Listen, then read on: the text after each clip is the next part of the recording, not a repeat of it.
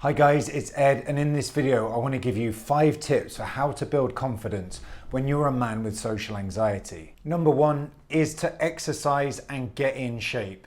And there are many reasons for this. First of all, if you do cardio and you go running, it's going to release a lot of endorphins, endocannabinoids, which are the same things you get from smoking cannabis, also dopamine. These are neurotransmitters which are going to make you feel good. This is a physiological reaction. You can't argue with it. It's something that the body does. So when you do cardio, it improves your mood. If you lift weights, that's going to release testosterone, which can improve your mood, give you a more positive outlook, and make you enjoy doing difficult things more. So along with this, as you're losing body fat and building muscle, you're also going to look better. That's going to improve your body image and give you more confidence in how you look. For me, a physical transformation was a massive part of my recovery process. As I transformed on the outside, my self-confidence went up and it had a big effect on me internally as well. Number 2 is to build integrity. Integrity means to be whole. There's no split. When you have integrity, there's no division between what you say you're going to do and what you do. No division between who you say you are and who you really are. So you start to build integrity by following through on things that you say you're going to do. And you can start off making promises to yourself, such as saying, I'm going to wake up at 6 a.m. every day. You do that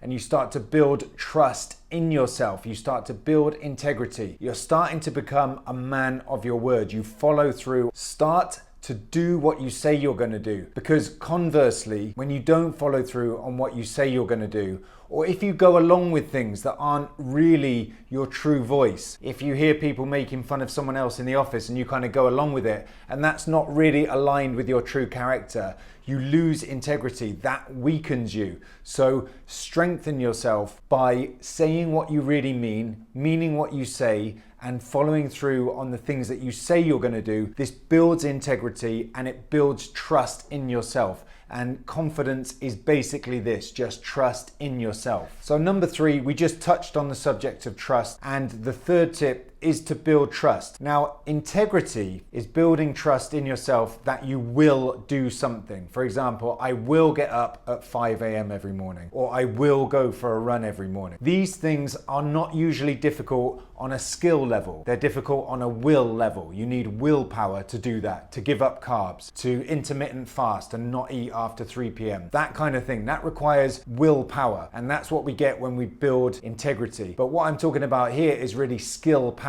A lot of the times we lack confidence in ourselves because we maybe suspect or know we don't actually have the requisite skill to do that thing. So for example, for me, driving a car always gave me a lot of anxiety. I would get extremely nervous when I was, for example, having to reverse into a parking space when I had a queue of people waiting for me. And I would sometimes even damage the car because I was just rushing to get out of the way. I was felt under so much pressure. So in those situations, this is a skill issue. And it might be a social skill. Maybe you have trouble speaking to the barber or speaking to the neighbors. These are skills which can be improved. So my recommendation here is to just practice more. I needed more practice in the car. I needed more practice reversing and just making those people wait and reverse my car slowly and safely and not give a damn about them. I needed more practice with my conversational skills, with dealing with the barber. Just do these things more often, groove them in, practice. Social skills are called skills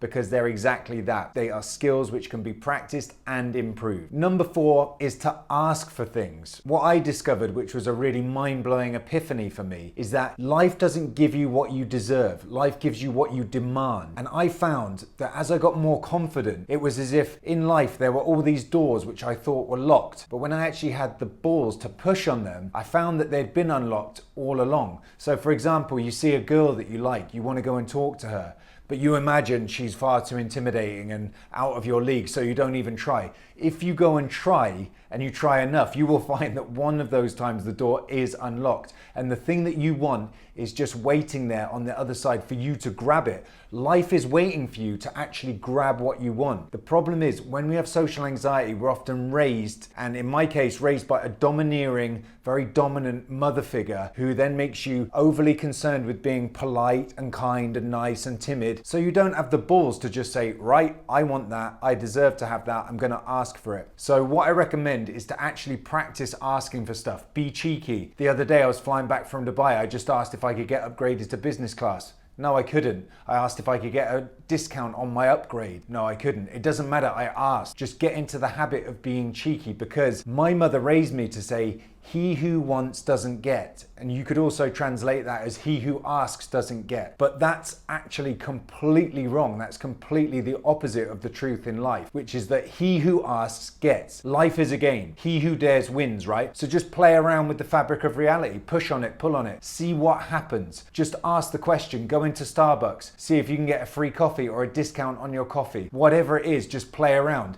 And you can keep it playful. That will reduce some of the anxiety and the awkwardness. And you're just trying to develop that habit of being a bit more cheeky and asking for more things in life, because the more you ask, the more you will get. And you can't guarantee that you will always get what you ask for, but you can absolutely 100% guarantee that you won't get anything if you don't ask the question ever. My fifth and final piece of advice is to fake it till you make it. And I know that sounds cheesy. I've heard this doled out as advice before and found it very phony and disingenuous. But where it really worked for me was with my appearance. Now, I absolutely loathed my appearance for a lot of my life. I held myself to a very unattainable standard. I thought I had to look like David Beckham or Ryan Gosling to even get a chance of going out with a girl. I hated the fact that I had a big crooked nose, big ears, lumpy forehead, sunken eyes, you name it, right? I was so down on myself. I absolutely loathed myself for a lot of my life. And at one point, I started to see all these guys with attractive girls and they weren't good looking. And I just thought, maybe you don't have to be that great looking. And I also read things that said women don't hold you to the same standard necessarily that you're holding yourself to. So I just tried on this assumption, right? I didn't believe it at first at all, but I just tried it out. I started to go up to girls and just think, maybe they don't find me as loathsome and repulsive as I find myself. So let's just try this out as a way of thinking. And what I found from their reactions, they were often very receptive to what I was saying and would talk to me and laugh with me and maybe even give me a contact number or their Facebook or whatever it was. So then I started to learn, I'm not as disgusting as I think I am. And other people are not holding me to this incredibly punishingly high perfectionist standard that I have for myself. So I just tried it out, and this is very common for guys with social anxiety. They're perfectionists. They have unrealistic standards for themselves in a lot of areas, and they often have facial and body dysmorphia. I did. Guys that I speak to, clients on calls that I speak to, they have it as well. So just assume that you're not as disgusting as you think you are, that you're not going to be rejected in the way that you think you are. And this applies to all things. Assume some level of familiarity. If you're going into a group and you want to break into their conversation, just assume that you're going to be accepted. Don't go in there with the assumption that you're going to be rejected, right? Because then you give that off and people will respond to what you're telling them how they should respond to you. So fake it till you make it. Just assume that people are going to accept you, and you will find that they will. Okay, so those are my 5 short tips on how to build confidence when you're a man with social anxiety. I hope you found it useful. If you did, please like the video, subscribe to the channel, help us to help more people who are struggling with social anxiety, and I'll see you guys in the next video.